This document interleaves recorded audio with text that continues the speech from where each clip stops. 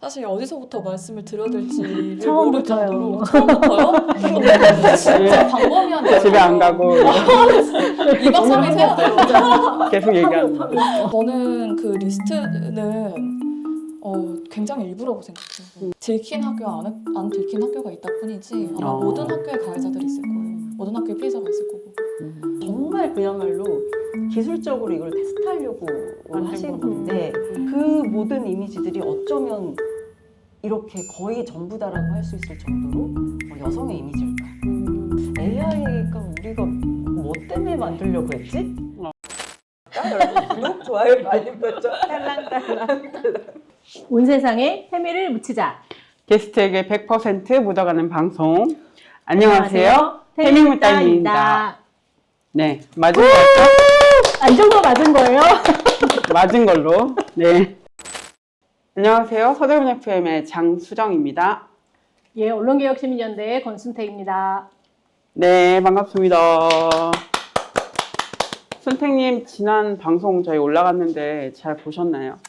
네, 잘 봤습니다. 잘 네. 봤는데 네. 뭐 건선이야 두말할 나위 없었다라는 평가가 가장 많았고요. 네. 저한테는 그런 평가들이 쏟아졌는데요. 아무리 게스트한테 묻어간다고 해도 왜 말이 없냐? 말 없는 건 너무한 거 아니냐?에서부터 시작해서 손을 움직이지 말아라. 꼭 볼펜을 잡고 해라. 이런 그래서 지금 여러- 볼펜을 꼭 쥐고 여러 계신 지적들이 많이 있었습니다. 네. 그렇군요. 어떠셨나요? 저요?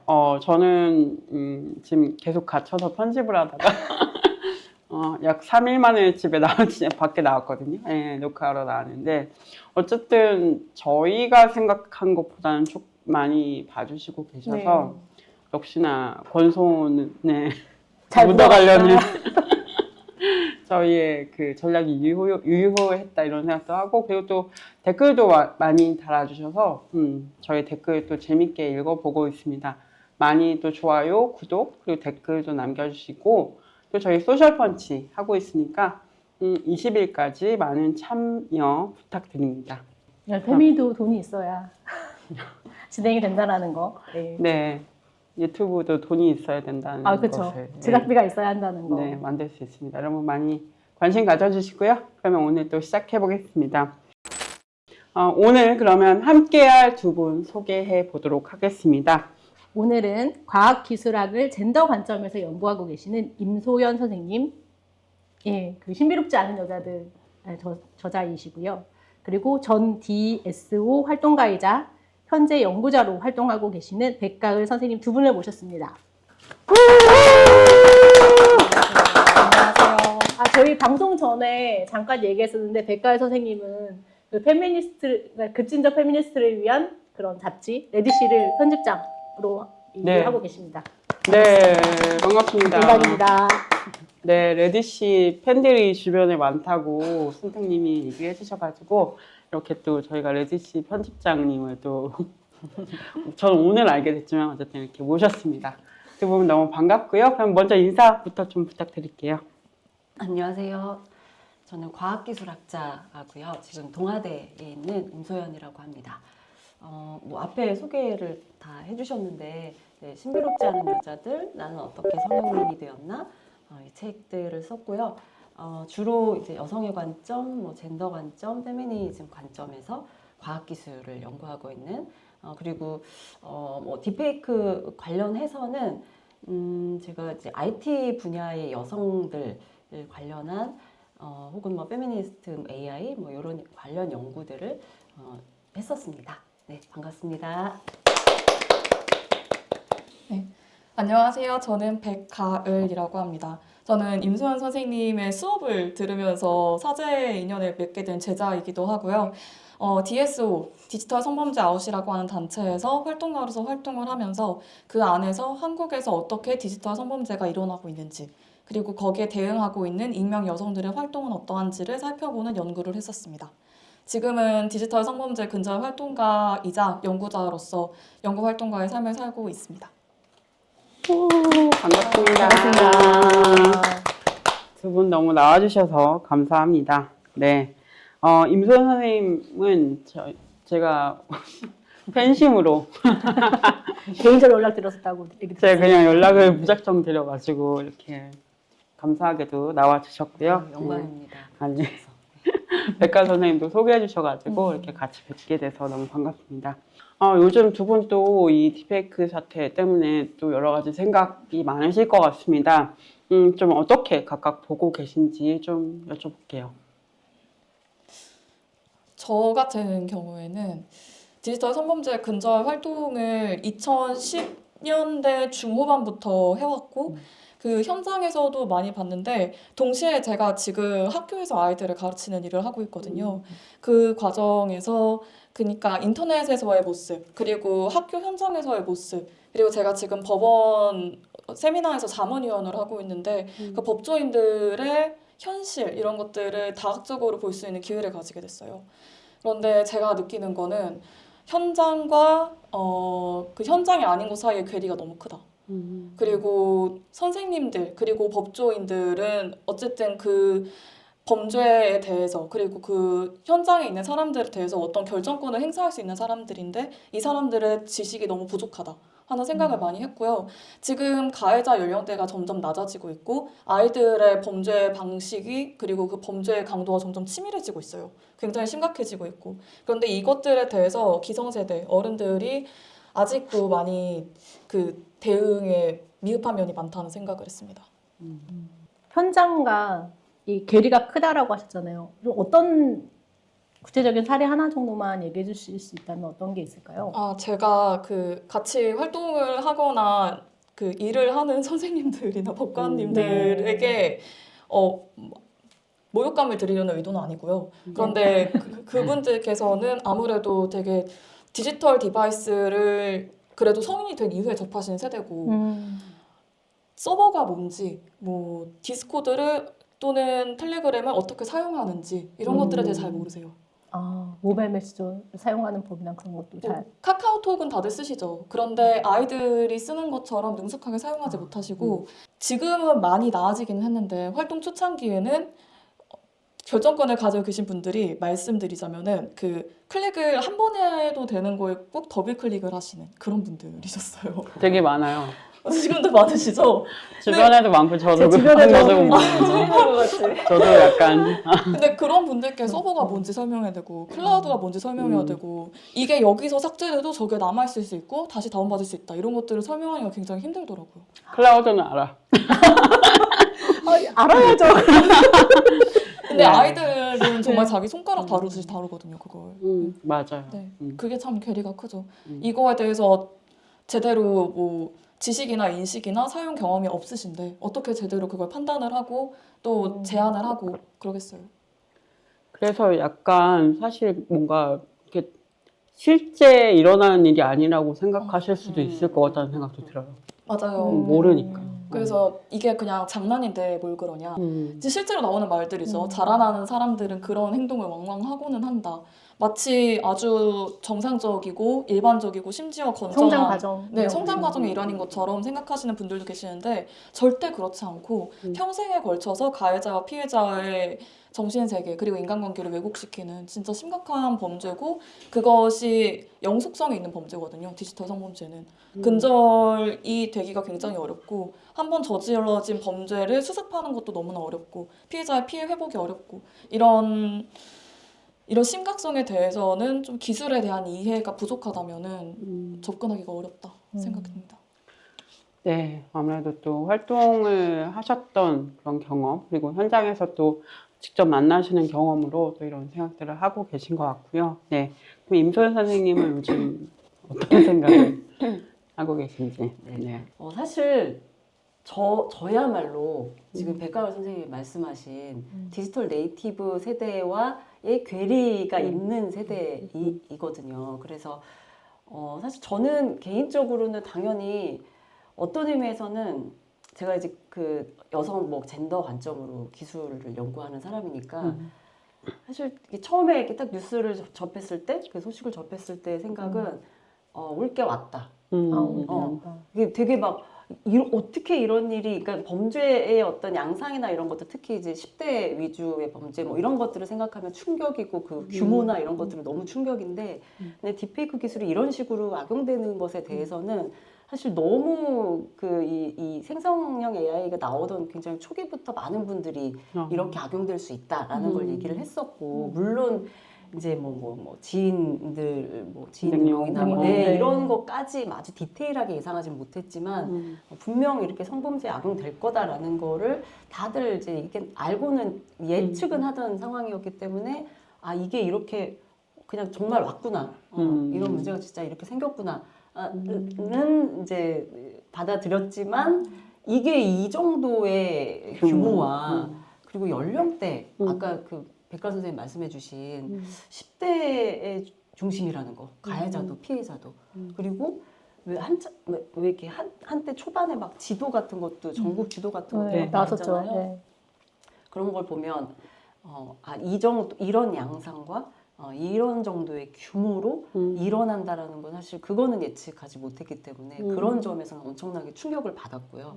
근데 그렇게 충격을 제 자신이 받은 거에 비하면 제 주변에 디지털 네이티브가 아닌 세대들이 주로 많기 때문에 네. 뭐 저의 어떤 개인적인 어떤 관계건 아니면 어떤 학계에서 관계를 맺고 있는 분이건 주로는 이제 제 세대이기 때문에 너무 나만 충격받았나? 약간 이런 느낌. 그러니까 생각보다 되게 충격적이지만 또 모르시거나 알아도 정말 아까 말씀하신 그대로 이게 그렇게까지 심각한 일이다라는 거를 인식을 못 하시는 분들이 많아서 사실 저 그 초반에 한동안은 약간 너무 이상한 거예요, 느낌이.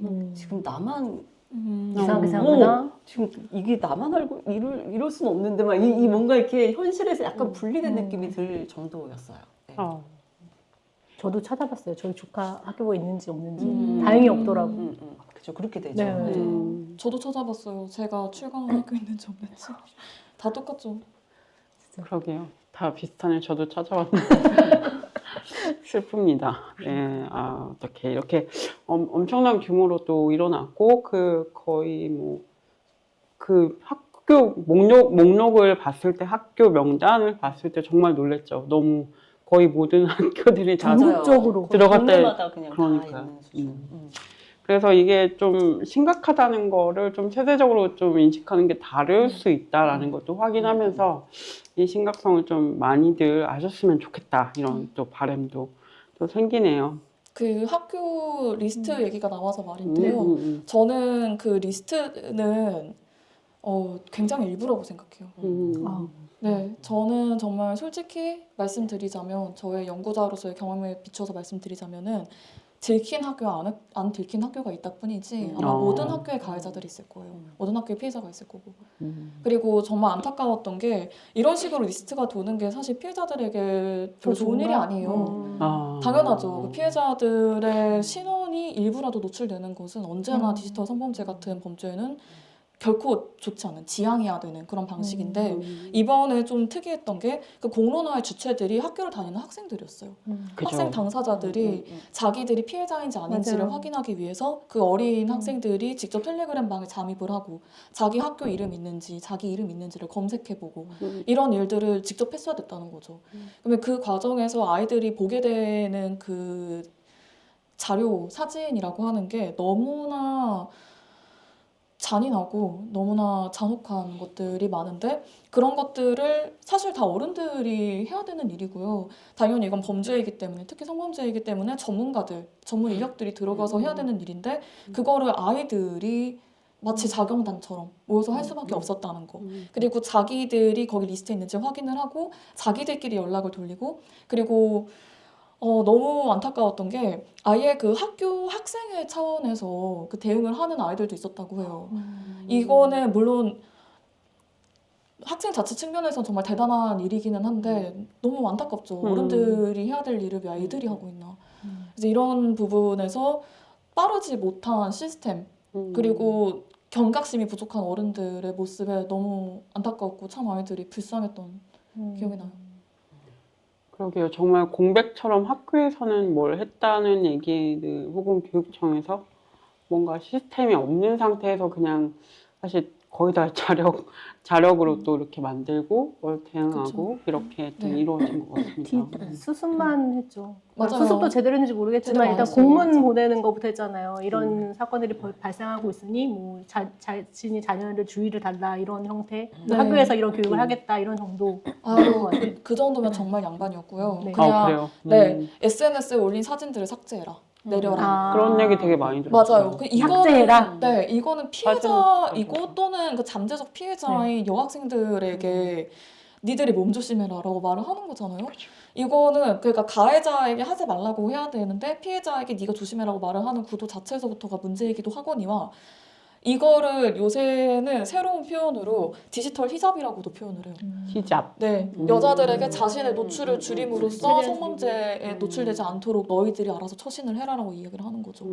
근데 그걸 통해서 이제 여자 학생들은 디지털 세계에서 자신을 표현할 수 있는 창구를 점점 잃어가는 거예요. 남학생들에게는 이런 제한이 생기지 않고 있는데. 네, 그리고 정말 어처구니 없는 일들이 너무 많았고 가해자와 피해자가 같은 공간에 있으면 안 된다. 성범죄에서 아주 기본적인 방법이잖아요. 원칙이죠, 그죠? 네, 원칙이죠. 성범죄에서 가해자 피해자 분리가 원칙인데 그것조차 안 지켜져서 가해자와 피해자가 계속해서 같은 학급에서 수업을 듣는 상황 이런 것도 너무 많았고 아이들이 가해자를 특정을 했으면 그나마 다행이에요. 특정 못한 상황에서는 이 반 안에 또는 이 학교 안에 또는 내가 다니는 학원 또는 내가 다니는 교회에 가해자가 있는데 누구인지 모르는 채로 계속 다녀야 되는 거예요. 그 불안감을 안고서. 그래서 학교 가기 싫다 이런 얘기도 진짜 많이 들었어요. 여학생들이 아예 등교를 하고 싶지 않아서요. 이런 게 결국에는 교육권의 문제까지 가게 되는 거죠. 그러면 이번 사건이 생겼을 때 선생님도 직접 이렇게 학생들이랑 같이 소통을 하시고 그렇게 하셨던 거네요. 아, 그렇죠. 근데 저는 제가 다니는 학교에서는 그 가해 피해 사례가 보고가 되지는 않았고요. 네, 저는 온라인에서 좀 온라인. 사례들을 들었습니다. 네. 그렇군요. 이렇게 또 디페이크 사태의 심각성에 대해서는 뭐 사실 저희도 충격을 다 각각 이렇게 받았지만 사회적으로도 그리고 그렇지만 당사자들이 너무 정말 힘들 것 같다. 너무 무섭고 그러지 않았을까라는 생각이 좀 들고 뭐 이렇게 뭐가 어시스턴트도 없고 아무것도 없고 대응책도 없고 지금 그런 상태로 지금 이렇게 가고 있기 때문에 좀 빨리 할 수 있을지 모르겠지만 좀 사회적으로 이런 심각성을 인지하는 것부터 좀 시작이 아닐까 이런 생각을 좀 해봅니다. 그러면 또 질문을 좀 이어서 드리면 이렇게 그 생성형 AI 얘기가 나왔었는데 이렇게 권기면영 선생님께서는 포르노 대량 제작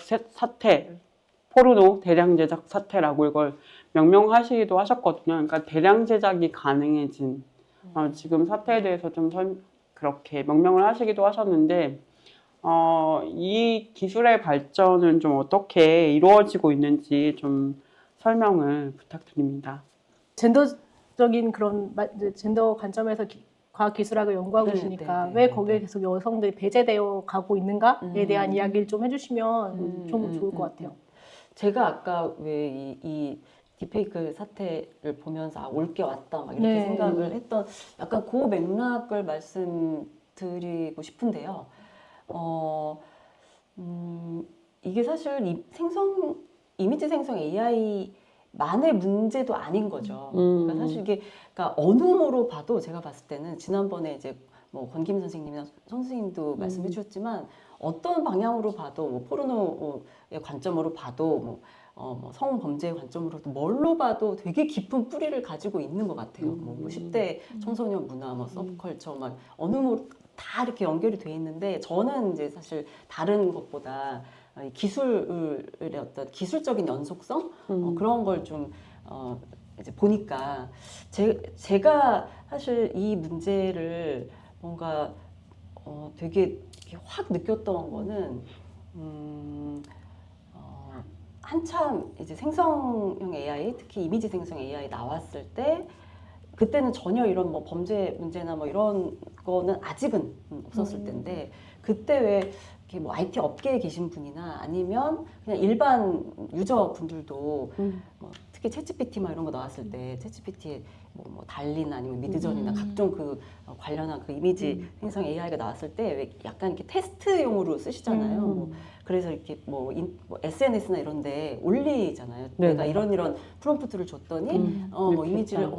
이거 뭐 라면 먹는 인간의 모습을 그려줘 이렇게 하니까 뭐 초기에는 뭐 손가락을 뭐 제대로 못 그렸고 라면 면발하고 손가락이 막 합쳐져 있고 막 아직은 얘네가 손가락 못 그린다 뭐 이런 것부터 시작해서 맞아요, 맞아요. 네, 되게 그때는 정말 한참 딱 초반에 나왔을 때 되게 조잡하다는 평가가 있었죠. 네네네. 그러다가 나중에는 이제 이게 이제 이런 손도 잘 그린다 이제 막 이러면서 나중에는 되게 거의 실사 이미지와 유사한 이미지를 막 생성하고 그거를 마음대로 이제 또 뭐 포즈나 이런 거 다 바꿀 수 있고 이런 것까지 이제 쭉 전시가 됐었는데 저는 이제 그걸 쭉 보면서 저한테 딱 눈에 들어왔던 거는 이런 어떤 테스트용 이미지들이 다 너무 다 여자다. 맞아요. 저는 그거에 너무 아주 근원적인 이렇게 충격을 받았어요.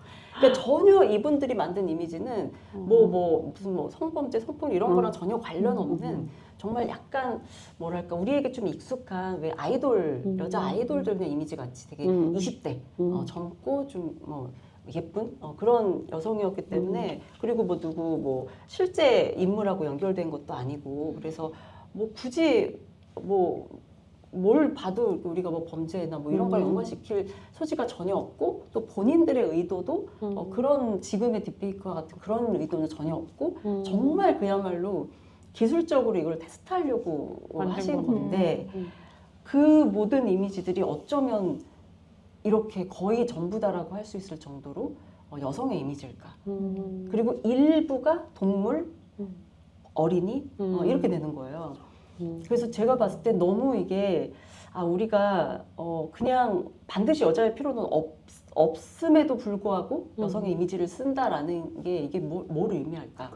그러니까 여성의 이 신체를 대상화하고 2차원의 이미지로 만드는 거가 나쁜 의도와 범죄와 이런 거랑 전혀 무관하게 이미 너무 자연스러운 저는 그거부터 되게 이건 분명히 뭔가 문제가 될 소지가 너무나 다분하다 그런 생각을 했었고요. 그때 제가 되게 또 충격받았던 게 그런 이미지들을 막 올리면서 이거를 이제 어떻게 표현하냐면 우리가 드디어 대육회 마운틴이라는 거에 도달했다. 혹시 백가루 선생님 혹시 그 용어를 보셨었나요? 저는 즈음에? 정말 최근에 봤습니다. 대- 유쾌하다 할 때 유쾌. 대육회 네, 마운틴. 그게 이제 왜 그 로봇 공학 쪽에 가설 중에 언캐니 밸리 네. 가설이라고 불쾌한 계곡 가설이라는 네. 게 불쾌한 있어서 계곡 가설. 그래서 로봇이라든지 아니면 2차원 이미지도 좋고 인간은 닮은 디지털 휴먼이나 로봇 휴머노이드 안드로이드가 인간을 닮을수록 사실 사람들이 되게 호감을 느끼는데 그게 어느 시점이 되면 완전 비호감이 된다는 거죠. 그래서 약간 좀 섬찟하게 느끼는 그런 경우가 맞아요. 많잖아요. 네. 약간 사람처럼 말하는 사람은 아닌 게 너무 딱 느껴지면 막 섬뜩한 그러니까 약간 그걸 이제 언캐니 밸리라고 해서 이렇게 벨리처럼 골짜기로 푹 들어가는 이 호감도를 그래프로 나타냈을 때 근데 이제 이분들이 대육회 마운틴이라고 한 거는 이제 벨리를 지난 거죠.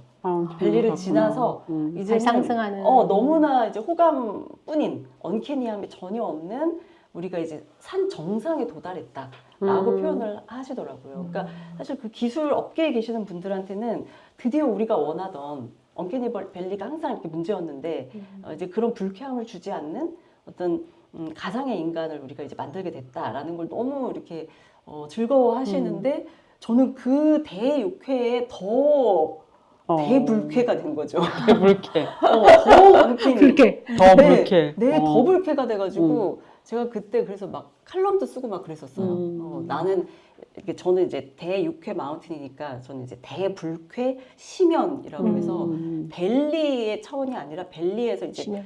바닥을 진짜 디딜 수도 없는 뭔가로 막 나락으로 떨어지는 느낌? 그러니까 저한테는 너무 이게 하나도 유쾌하지 않고 이제 그 이후의 상황들이 막 이제 그려지는 거잖아요. 이게 이렇게 막 그냥 여성의 이미지가 막 생성이 되는 게 아무렇지 않다라는 거에 저는 너무 왜? 어쩌다 이렇게 됐지? 막 이러면서 이게 누군가에게 왜 이렇게 즐겁지? 왜 이렇게 아무렇지도 않지?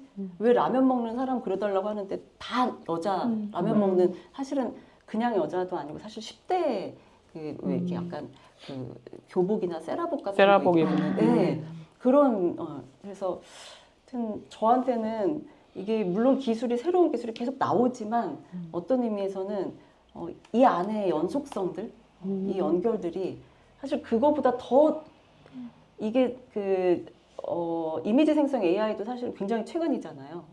근데 그 전에 그러니까 컴퓨터 이미지 프로세싱 기술 초기에 나올 때부터 한 6, 70년대 그때부터 사실 그때도 이미지 처리할 때 테스트용으로 여성의 이미지를 썼거든요.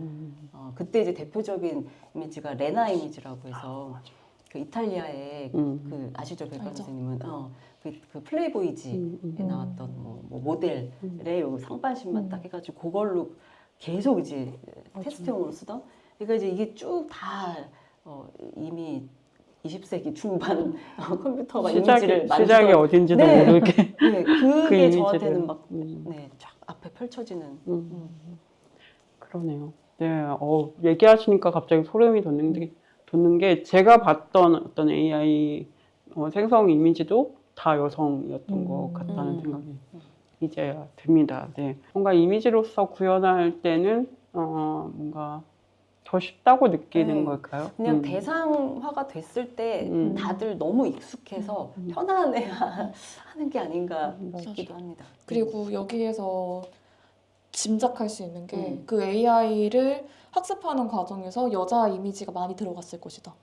그리고 특정한 연령대, 특정한 외모의 여자, 특정한 옷차림의 여자들이 많이 들어갔을 것이다라는 생각도 할 수 있고 그런 이미지를 찾는 사람들의 수요가 많을 것이다라는 것도 추측할 수 있어요. 그렇죠. 논문도 본 기억이 나요. 예를 들면 미국 여성이라고 하면 정말 다 20대 젊은 여성들이 쫙 나오고요. 예를 들면 미국 남성, 그러니까 뭔가 남성, 인도 남성 이렇게 하면 완전 정말 한 60대 남성 이미지가 중장년 이미지가 쫙 나오거든요. 그래서 이게 그냥 여성 남성을 줬는데 남성은 되게 나이 많은 남성이고 여성은 항상 젊고 아름다운 여성 이렇게 나오는 걸로.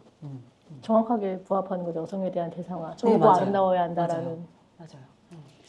데이터가 어떤 게 쌓여 있느냐에 따라서 또 이렇게 생성하는 이미지가 또 달라지고 이런 얘기도 우리가 항상 봐오던 익숙한 이미지들이 뭐였나 우리가 즐겨 찾던 이미지가 뭐였나 이런 생각도 또 해보게 됩니다. 또 백가연 선생님은 좀 이런 기술 변화와 이런 거에 대해서 좀 어떻게 더 본격적으로 이제 말씀을 해주실 사실 예정입니다. DSO 활동도 네. 하시면서 더 네. 많이 느끼셨을 것 같은데 네. 사실 어디서부터 말씀을 드려야 될지를 모를 처음부터요. 정도로 처음부터요?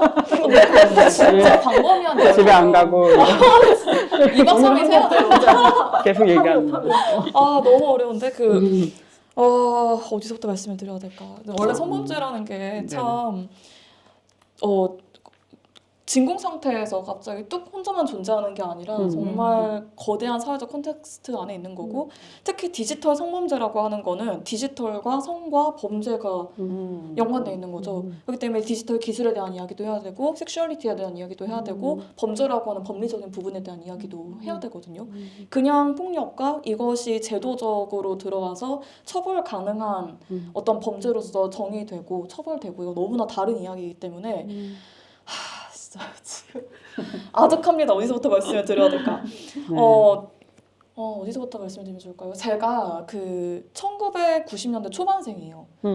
제가 이 말씀을 왜 드리냐면은 제가 소위 말하는 여아 감별 낙태가 극에 달했었던 시절에 탄생을 한 사람이거든요. 그래서 지금 제 세대에서는 남성이 훨씬 인구수가 많고 그리고 이 사람들은 아주 어릴 때부터 너는 남자이기 때문에 태어날 가치가 있어. 얘는 여자니까 지울까 말까. 이런 가족들과 자라난 세대예요. 얘가 아주 뼛속 깊이 자기가 알든 모르든 부지불식간에 그 남성 우월주의적인 사회에서 자라나온 거죠. 애초에 탄생을 할 수 있느냐 없느냐 거기서부터. 이런 세대인 제가 디지털 네이티브 세대와 디지털 유목민 세대의 딱 중간에 있습니다. 제가 대학교에 입학을 했었던 2010년대 초반 때 이제 막 한국에서 스마트폰이 보급이 돼서 사람들이 개인 PC를 이제 자기 손에 들고 다닐 수 있게 된 거죠. 근데 이때가 딱 제가 성인이 됐던 시점에서 이거를 가지게 된 거고, 제 이후 세대들은 청소년기, 그리고 초등학생기, 맞아요. 이제는 아예 유년기, 옹알이를 하는 그 나이, 거기서부터 디바이스를 보면서 접하면서 자라나고 있어요. 그래서 이거는 되게 세대적인 차이도 크고, 그리고 한국의 문화적인 영향도 정말 많이 받은 그런 되게 복잡한 맥락을 가지고 있는데요. 저는 그러면 한국의 PC 보급을 중심으로 해서 한번 이야기를 해볼게요. 1990년대 말에부터 말씀을 드려보고 싶은데, 그러면 제가 이제 초등학생 때였던 시절이죠. 저는 그때 학교에서 처음으로 컴퓨터라는 것을 봅니다. 엄청 컸어요. 막 이따만큼 크고. 그죠, 이렇게 네. 앞뒤로. 그리고 컴퓨터실이라는 곳에 가야 그 유리 너머로 볼 수 있었어요. 한 것도 처음에는 그 마우스 커서를 사용하는 방법, 창을 열고 끄는 방법, 검색을 하는 방법, 이런 것들을 배웠고, 아이들이니까 타자를 치는 연습을 게임으로 시켜주고, 이 정도였던 걸로 기억을 해요. 그러니까 그 당시에 어린 시절에 저에게 컴퓨터란 되게 비싸고 학교에 가야만 쓸 수 있고 할 수 있는 것도 얼마 없는, 수업 시간에나 볼 수 있는 그런 거였던 거죠. 근데 점점 크면서는 이제 집에 PC가 한 대 생겼어요. 근데 또 제 세대 특징, PC는 집에 딱 한 개만 있고 그게 거실에 있어요. 맞아. 그래서 왜냐면 이상한 거 보면 안 돼. 그쵸. 그런 거 있죠. 그것도 그렇고 거실 오빠 방에 있는 거 아닙니까? 그랬나요? 저희 우린 집은 거실에 있었어. 거실에 있었는데 주로 게임을 너무 많이 할까봐 엄마 아빠가 게임할까봐 맞아. 이거를 집어 넣어놓고 학습용으로만 쓰게 하셨어요. 음. 그래서 저는 그걸로 막 영어 공부하고 뭐 동생들은 수학 공부하고 그랬던 기억이 나요. 그리고 물론 저도 그걸 가지고서 막 열심히 다른 것들도 찾아보고 그랬었죠. 그 과정에서 제가 SNS도 처음으로 만들어봤는데 그게 버디버디였어요. 기억나시나요? 버디버디. 저는 버디버디 세대가 아닙니다. 저도 그 세대는 아닙니다. 아, 네, 진짜? 저희 싸이월드 세대. 써이월드는 저도. 저에겐 언니들이 하던 거. 저희 동생이 버디버디 그렇구나. 세대인데 맞아요. 쪽지가 오고 가고. 네. 초등학생 때 버디버디가 엄청 유행을 하면서 같은 반 친구들끼리 서로 아이디도 만들어주고 집에 가서도 쪽지를 주고받고 그게 엄청 유행을 했어요. 그런데 그 시절부터 제가 처음으로 디지털 성범죄를 감지했던 것 같아요. 친구 추가를 하기 위해서 검색을 하면은 거기에다가 초등학생 변녀 구함 이런 글들이 쫘라락 떠 있었어요. 지금 생각해보면은 그때부터. 그 뒤에 다 성인 남성들이나 최소한 저보다 나이가 훨씬 많은 남성들이 있었을 거예요. 근데 거기에다가 심지어 또 기억이 나는 게 레즈 구함 이런 것들이 있었어요. 근데 그게 지금 생각해보면은 전 지금은 그런 사례를 많이 봐서 왔는데 뒤에 남자가 있어요. 근데 미성년자 여학생들에게 그 심리적 커드를 낮추기 위해서 자기도 여자인 척을 한 거예요. 그렇게 해서 성적인 대화를 하고 성적인 그 빌미를 잡아서 그 성범죄에 악용을 하기 위한 그런 루트들이 그때도 이미 있었던 것 같아요. 버디버디 세대 때부터. 이런 인사이트는 제가 이제 성인이 되고 이걸 연구하면서 가지게 된 거지만 그 시절에도 이미 피해자들은 계속해서 발생을 하고 있었을 거예요. 우리가 잘 몰랐을 뿐. 그렇네요. 네. 그리고 그 뒤로 뭐 P2P 사이트, 웹하드 사이트들이 한창 또 부흥을 하면서 웹하드와 P2P를 통해서 불법 만화, 그리고 불법 영화, 불법 쇼 프로그램 이런 것들 공유가 많이 됐었죠. 그런데 또 이때만 하더라도 그거 하나 다운로드 받기 위해서 시간이 많이 걸렸어요. 그리고 PC도 있어야 되고 저 같은 경우에는 당연히 뭐 경로를 알더라도 꿈도 꿀 수 없었죠. 거실에 있고 그 시간 동안 컴퓨터 앞에 붙어 있을 수 없으니까. 하지만 붙어 있을 수 있는 친구들도 있었어요. 그런 친구들 집에 모여서 아이들이 처음으로 포르노를 보기 시작하는 거예요. 이런 저도 저의 경험을 또 떠올려보면 초등학교 3학년 때였어요. 그때 반 친구들 집에 놀러 갔는데 여자애들 3명 이렇게 딱 모여있었는데 그 중에 친구 중에 한 명이 자기가 되게 이상한 걸 봤대요. 그러면서 동영상을 틀어주는데 남자 둘이 건물로 들어가더라고요. 근데 제가 딱 뭔가 느낌이 이거 보면 안 될 것 같은데 싶은 거예요. 제목도 뭔가 수상해. 그러니까 당시에 저는 공중파 방송 세대니까 이런 식으로 제대로 주제와 제목이 적혀있지 않은 모르는 사람이 나오는 동영상을 보고 싶지가 않은 거예요. 무섭고. 그래서 저는 그때 집으로 도망갔는데 대단하시네. 저 초등학교 10살이니까요. 10살이니까 엄마 아빠한테 혼날 것 같으니까. 그런데 그런 것들을 이제는 아이들이 훨씬 더 쉽게 접근할 그렇죠. 수 있고 그렇게 애들끼리 몰래 모여서 아주 특수한 환경에 있는 친구 집에 몰래 찾아가서 걔네 엄마 아빠가 없을 때 봐야 되는 그런 복잡한 상황이 아니더라도 자기 집에서 방에서 혼자 궁금하면 얼마든지 볼 수 있게 됐다는 거예요. 그래서 제가 말씀드리고자 하는 요지는 이 디지털 성범죄가 언제나 있었습니다. 한국의 PC통신이 사실 보급되던 시절부터 있었고 더 이전으로 내려가자면은 홈비디오가 보급되던 시절부터 있었어요. 그 3S 정책을 하고 있을 때 소위 말하는 에로 비디오가 합법화된 시점에서부터 사람들이 자기 집에 그 이미지 그리고 비디오를 볼 수 있게 된 시점에서부터 점점 만연하고 포텐이 있었고 그 사회 문화적 콘테스트가 쫙 깔려 있었고 거기에 대한 접근성이 점점 낮아진 것뿐이에요. 높아진 것뿐이죠. 높아졌다고 해야겠죠? 접근성이 높아졌다. 네, 접근성 접근성이- 높아지는 거니까. 네, 접근하는 낮아진 난이도가 네. 낮아진 거고. 난이도가 낮아졌다. 그리고 그 과정에서 계속해서 성착취와 소위 말하는 그들의 입장에서는 포르노고 저의 입장에서 말하자면 성범죄 성범죄 증거물들이 뭐. 계속해서 있어 왔던 거예요.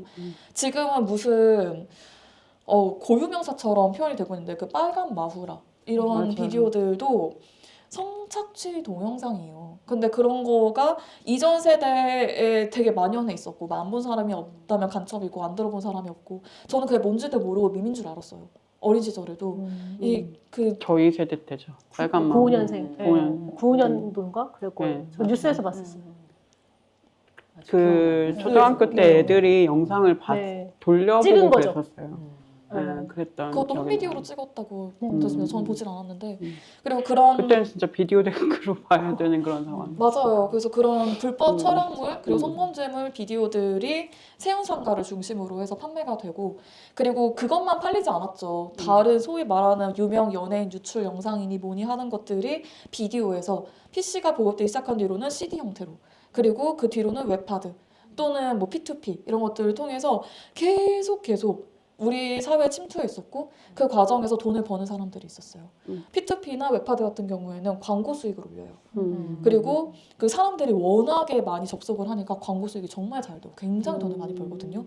그리고 그때 당시에는 불법 영화 공유들 이런 것들도 많았는데 2006년에였나? 그때 이제 저작권을 계속 침해당하는 것을 견디지 못한 업체들이 이제 다 함께 대응을 하기 시작하면서 저작권이 없는 영상들을 더 많이 올리기 시작한 거예요. 그게 바로 불법 촬영물들인 거죠. 그러네요. 네. 그렇기 때문에 저는 뭐 텔레그램 딥페이크 성착취 사건 이런 것들이 갑자기 우리 세대 또는 어린 세대가 갑자기 너무 괴물이어서 발생했느냐 그게 결코 아니라는 거예요. 뿌리는 한참 전부터 있었고 다만 지금은 너무나 성범죄를 저지르기가 쉬워졌을 뿐이에요. 너무 접근하기 쉽고 너무 포주가 되기 쉬운 사회가 돼버렸다. 이런 게 저의 그 짧게 개괄한 역사 이야기입니다. 너무 사족을 많이 붙인 것 같은데. 아닙니다. 네. 버디버디로 시작해서. 맞아요. 그 말씀하신 대로 뭔가 맥락에 따라서 이제 있었던 맥락이 깔려 있었지만 이제 기술의 변화에 따라서 이제 정말 쉽게 이제는 정말 쉽게 접근할 수 있고 사이버 포주가 되는 것이 가능하다. 그것이 아주 어린 연령대까지 퍼졌다. 이것이 지금 네, 현실인 것 같습니다. 네, 사실 기술의 발전이 과연 긍정적인가라는 생각을 또 하면서 약간 회의감이 드는데 이것에 대해서 조금 한 말씀 해주시죠. 회의감이요? 저도 묻지 않은 도대체 저 진짜 최근에 AI가 우리가 뭐 때문에 만들려고 했지? 약간 특히 생성형이, 그러니까 생성형이 AI 전에는 사실 그렇게까지는 제가 오히려 그때는 뭐 예를 들면 얼굴 인식 뭐 AI라든지 그래서 뭐 범죄자들을 범죄 용의자들을 뭐 공항이나 이런 데서 이제 자동으로 이렇게 뭐 색출하는 뭐 이런 거라든지 그런 아니면 뭐 무슨 진단용 AI 뭐 이런 것들 한참 나올 때는 그래 분명히 AI 기술도 당연히 이제 편향 그 안에 젠더 편향이 있고 뭐 배제되는 사람들이 있고 막 이런 이제 논의들은 분명히 했지만 그럼에도 불구하고 그래도 이런 용도로 AI가 개발될 수 있겠다 충분히. 그리고 어느 정도의 그런 뭐 편향 문제라든지 뭐 이런 것들을 잘 해결하면 그래 좋은 기술이 될 수 있겠다라는 희망이 좀 있었는데 이제 생성형 AI는 물론 이제 뭐 개발자분들이 또 유용하게 도구로 잘 쓰신다고는 하지만 사실 우리가 그런 거를 쉽게 볼 수는 없잖아요. 그분들이 일하실 때 뭐 프로그램 짤 때 어떻게 쓰고 이런 거는 사실 저희가 막 이렇게 많이 접하진 않으니까. 근데 우리가 이제 접할 수 있는 건 다 이렇게 이미지 생성 AI로 뭐 이런 범죄에 쓰는 거 아니면 이미지 생성이 아니더라도 텍스트 생성이더라도 사실 그거가 주로 뭐 학생들이 과제를 할 때 해서 이제 선생님들이 약간 그 외국 사례 보면 뭐 약간 선생님을 그만두시는 경우도 있고 이게 의미가 없다. 내가 무슨 챗GPT가 써준 글을 감별하는 사람이 선생님의 역할인가 막 이러면서 뭐 되게 자괴감에 빠지시는 분도 계시고 되게 고민을 많이 하시더라고요. 교육 현장에서도. 그래서 그냥 어쨌든 이렇게 일상적으로 보면 주로 범죄에 이용되거나 아니면 사실 챗GPT한테 뭘 시키는 것도 막 그렇게 되게 중요하고 심각한 일인가? 이게 하여튼 요즘에는 굳이 네, 굳이 이게 우리가 이런 이미지 만들고 막 뭐 이런 뭐 프롬프트 막 줘가면서 너 뭐 임소연이 누군지 알아? 막 이런 거 물어보고 막 이런 나에 대해서 얼마나 알고 있는지 확인하고 약간 되게 이렇게 아주 이렇게 생산적이거나 꼭 이 기술이 아니면 안 되는 그런 용도로 지금 막 쓰고 있는 것 같지는 않아서 되게 저야말로 이거 우리가 왜 만들려고 했던 거였지? 약간 이러고 있는 상황이죠. 맞아. 왜 만들려고 했을까? 근데 요즘에 보면 업계에서도 약간 그런 좀 문제의식이 네. 조금 있으신 분들이 이제 계신 것 같아요. 그러니까 우리가 생성형 AI 가지고 할 수 있는 게 이거밖에 없나? 뭐 아니면 뭐 챗봇으로 만들거나 아니면 그런 용도밖에 없나? 약간 이게 왜 인간과 친밀한 관계를 맺고 무슨 그 그녀 영화에 나오는 사만타, 사만타처럼 그런 용도로만 우리가 AI를 상상을 하는 게 맞나? 이런 고민들을 하시는 분들이 다행히 좀 생기고 있는 것 같긴 하지만 애초에 아까 백가은 선생님도 이 뿌리를 정말 어디까지 가야 될지 모르겠다 말씀하셨던 것처럼 사실 인터넷이라는 것 자체도 물론 처음에는 이제 2차 대전 중에 뭐 군사 용으로 만들었다고 하지만 이게 이렇게까지 대중성을 갖게 된 거는 역시나 거기도 또 포르노에 또 영향이 있잖아요. 그래서 그런 걸 이제 뿌리를 파다 보면 약간 그런 회의가 생기게 되는 것 같아요. 저도 임소연 선생님의 문제의식에 굉장히 동의를 하고 저도 항상 요새 특히 공부를 하면서 드는 생각이 그거예요. 너무 과잉이다. 더 이상 더 필요가 없다. 이런 생각이 기술이. 기술 자체를 다 그쵸. 얘기하기보다는 네, 기술 물론 필요하지만 그 생성형 AI가 그 필요 뭐라고 해야 없다. 될까요? 너무 비대해요. 필요에 비해서 너무 비대해요. 그리고 저는 사실 엔비디아의 주주로서 그 가계 경제의 상당 부분 엔비디아에 의지하고 있는 사람이긴 한데 저희 가장이 엔비디아라고 말할 정도로 제가 생성형 AI 부분에 그리고 그 AI 전체 부분에 대해서 관심을 가질 수밖에 없는 여러 가지 경제적 개인적 사정이 있어서 정말 열심히 공부를 했거든요. 그런데 결론은 그거예요. 이 시장이 절대 지속 가능하지 않고 비윤리적이라는 생각을 계속 하게 돼요. 지금 자기들조차도 AI를 만들고 그 AI 시장을 키우기 위해서 온갖 투자와 노력을 하고 있는데 그래서 어디에 쓸 거냐? 그래서 어떻게 수익 모델을 만들 것이냐? 여기에서 번번이 답을 찾지 못해서 그게 이 AI 시장 전체의 가장 큰 위기이자 위험 요소거든요. 근데 이게 얼마나 우스꽝스러워요. 그 전 세계에서 가장 소위 말해서 똑똑하고 돈 잘 번다는 사람들이 모여서 만드는 빅테크 기업들이 자기들의 수익 모델조차 만들지 못하면서 AI 산업에 뛰어들고 있는데 그렇기 때문에 수익을 만들기 위해서 이거를 가능한 한 많은 일반인들에게 팔아야 돼요. 그래서 어떻게든 보급을 시켜야 되는데 저는 여기서 또 하나 힌트가 되는 게 인터넷이 애초에 그 출생부터가 군사적인 목적이 있었잖아요. 저는 이런 기술을 일반인들에게 이렇게까지 접근성이 높아도 되나? 라는 생각을 계속해서 하게 됩니다. 하드웨어적인 측면에서도 저는 정말 분개했던 사건이라고 할까? 그게 삼성에서 그 새로운 스마트폰을 냈는데 그게 거기에 내장된 카메라가 줌을 몇백 배씩 당길 수 있다는 거예요. 맞아. 근데 이게 일반인한테 왜 필요해요? 이 기술이? 달을 찍을 수 있다. 달을 찍을 수 그러면 있다라는 전체 카메라로 쓰이죠. 전체. 저는 그게 이해가 안 돼요. 정말로 사실 그게 달을 찍는 데서 많이 쓸까요? 아니면 그쵸. 다른 사람을 그쵸. 찍거나 네. 멀리에 있는 무언가를 가까이 당겨서 보거나 보통 그게 목적이죠. 맞아. 이런 기술이 일반인에게 필요한가요? 저는 이런 거는 규제돼야 된다고 생각해요. 법적으로.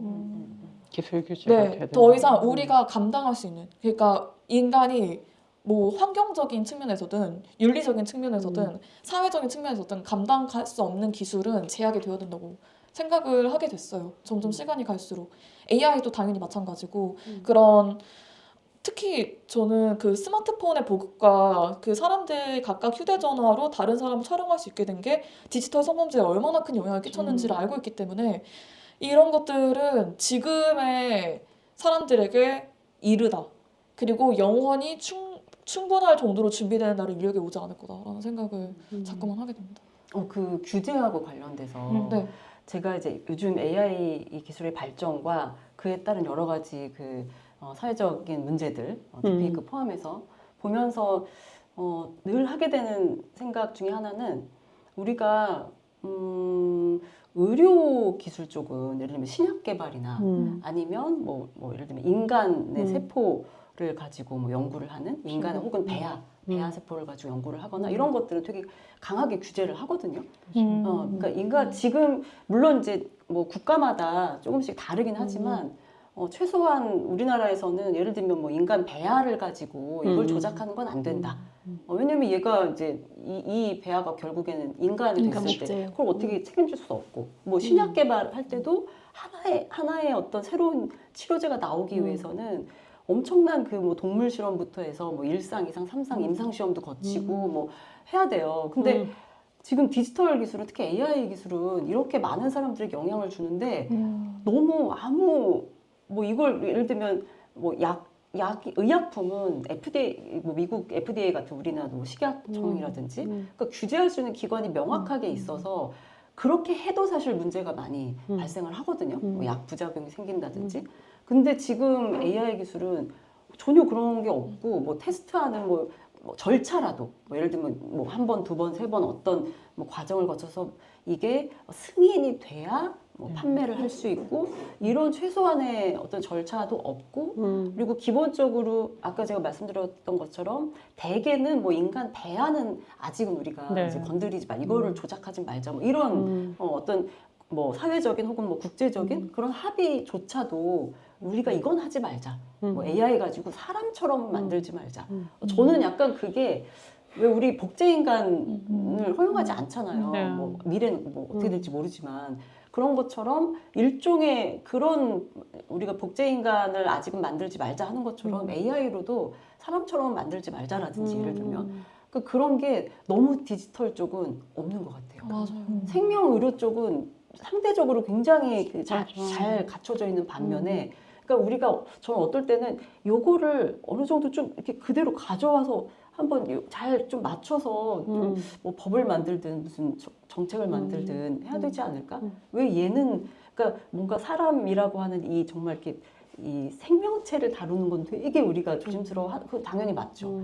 근데 지금 AI의 발전을 보면 이것도 못지않게 생명체를 조작하는 것과 못지않은 그런 사회적인 어떤 파급력을 가지고 있고 위험을 가지고 있기 때문에 비슷하게 우리가 좀 사회적으로 국제적으로도 규제해야 한다는 그런 의식이 좀 있어야 될 것 같아요.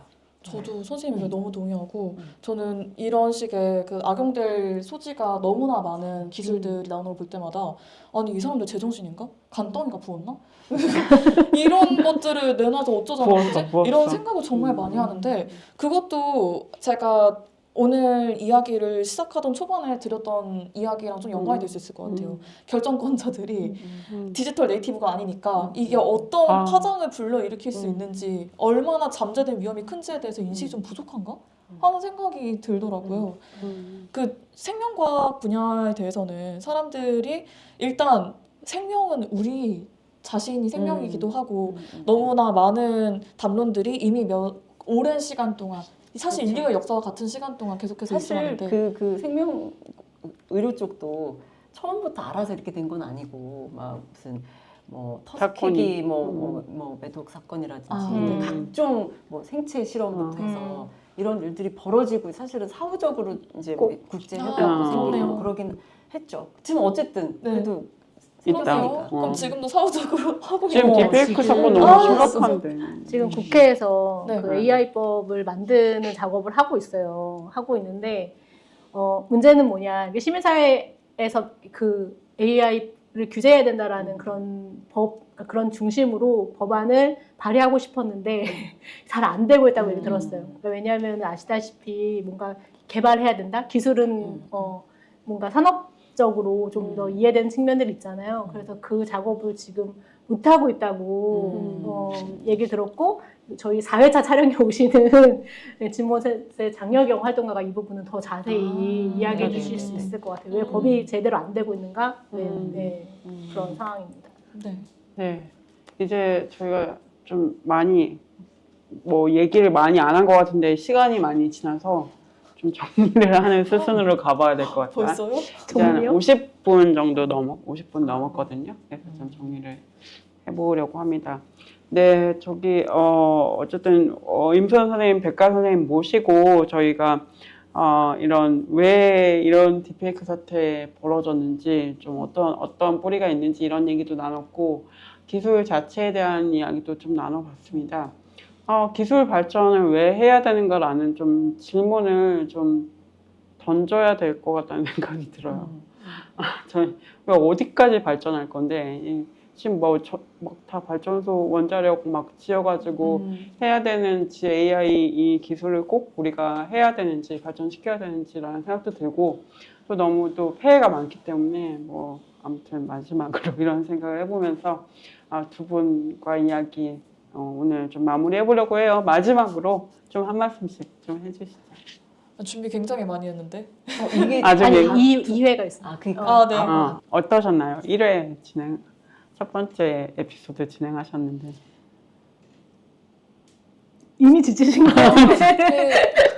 디지털 아니야, 지금 선범죄도 그렇고 이게 다 완전 끝인 줄 알고 그래요? 그거에 좀 깜짝 놀랐어요. 그건 아니에요. 시간을 많이 그건 쓰세요. 아니에요. 아직 지금 네. 반을 반 하실 얘기가 되게 많기 때문에 2박 3일 어떻게 하실까요? 진짜 저 필리버스터 할 수 있어요. 제 생각에는 백가 선생님이 어디 진출하셔야 돼요. 이분은 따로 채널을 파셔야 아, 정보 불러주세요. 관료로 이제 불러주세요. 가시거나 채널을 파시거나. 진짜 몸이 부서져라 이러겠습니다. 네. 일단 너무나 방대한 이야기라서 음. 이 대화의 주제로 디지털 성범죄 그리고 뭐 딥페이크를 삼는다는 것 자체가 되게 압도되는 것 같은 느낌이 들어요. 특히 어떤 맥락에서 이야기를 하느냐 그리고 어떠한 부분에 초점을 맞춰서 이야기를 하느냐 이런 것들도 참 어려운 문제라는 생각이 드는데 임소연 선생님하고 함께 할 수 있어서 갑자기. 과학기술학적인 부분에 대해서는 선생님께서 딱 코멘트도 잘 해주시고 중간에 제가 잘 모르는 부분 있으면 말씀도 해주시고 이래서 저도 인사이트를 얻어갈 수 있는 좋은 시간이었던 것 같아요. 네. 네. 제가 백가 선생님 모르는 걸 얘기할 수는 없을 것 같고요. 네, 저는 오늘 약간 그 백가 선생님을 보조하는 역할로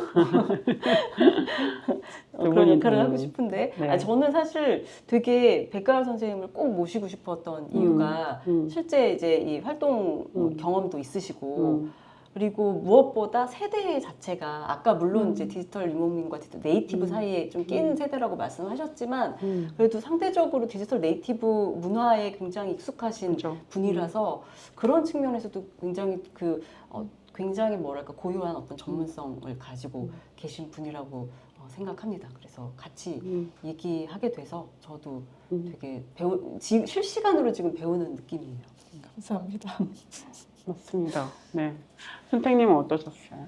아, 네. 저는 사실은 임 선생님한테 궁금한 게 있어서 제가 적어온 게 있었는데 진짜요? 선생님이 답을 해주셔가지고 이걸 어떻게 해야 되나 되게 했는데 답해 주셨 어떤 질문이었는지. 좌절하긴 했어요. 어떤 네, 질문이었는지. 선생님이 쓰신 책에서 되게 제가 흥미롭게 봤던 게 이제 기술이 여성을 지배하기도 하지만 여성이 기술을 통해서 해방되기도 한다 이런 기술 양면성에 대해서 되게 강조한 그런 대목이 있어서 그 부분을 되게 제가 흥미롭게 봤었거든요. 근데 제가 아무리 생각해도 딥페이크 같은 경우에는 이게 양면성이라고 했을 때 좋은 면이 있나라고 계속 생각해봤는데 없는 거예요. 그래서 그거를 선생님한테 꼭 질문 드리고 싶었어요. 이 양면성에서 이 긍정적인 부분은 무엇일까? 혹시 그런 사례가나 이런 게 있으면 좀 우리가 그런 쪽으로는 좀 계속 기술 개발을 해야 되는 것인가에 대한 질문을 드리고 싶었는데 선생님도 고민이 많으시다고 해서 네, 그 부분은 네.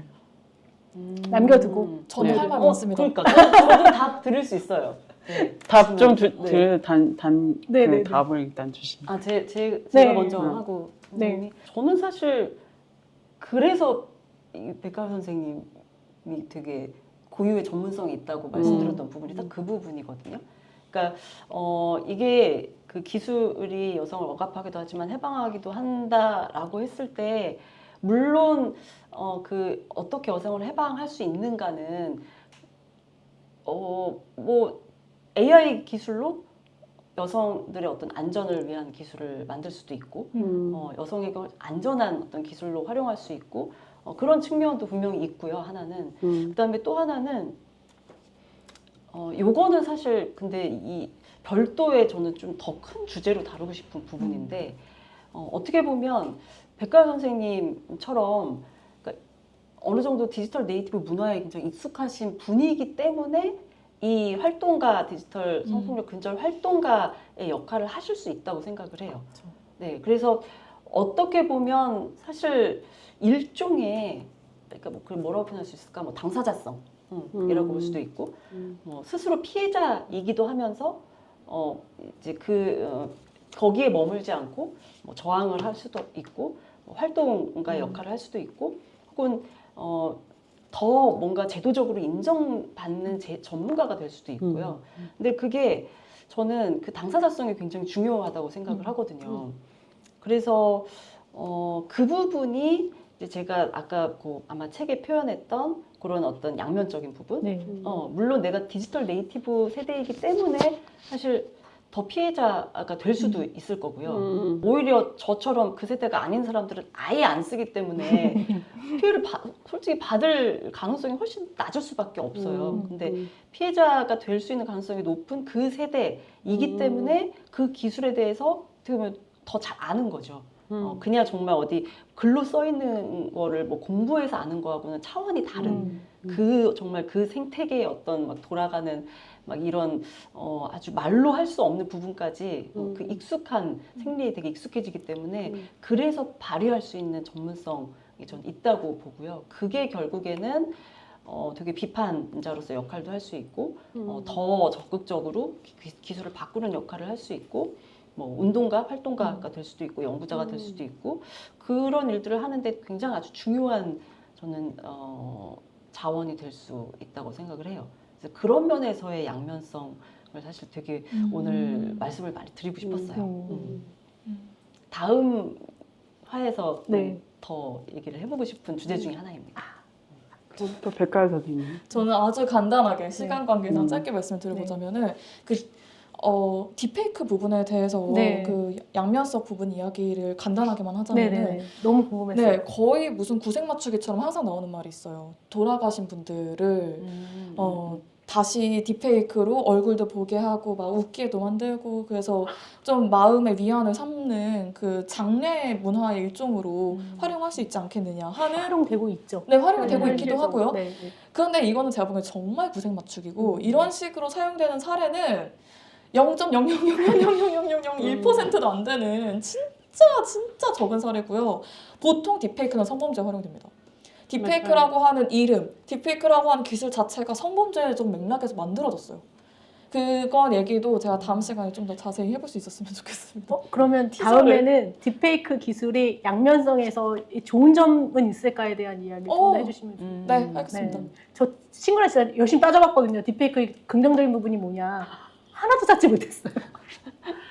네, 저는 이제 기술 발전 그만하자는 입장이거든요. 근데 계속 양념. 계속 뭔가 양념 좋은 점을 찾고 일반적. 싶고 긍정적인 사람인 거야.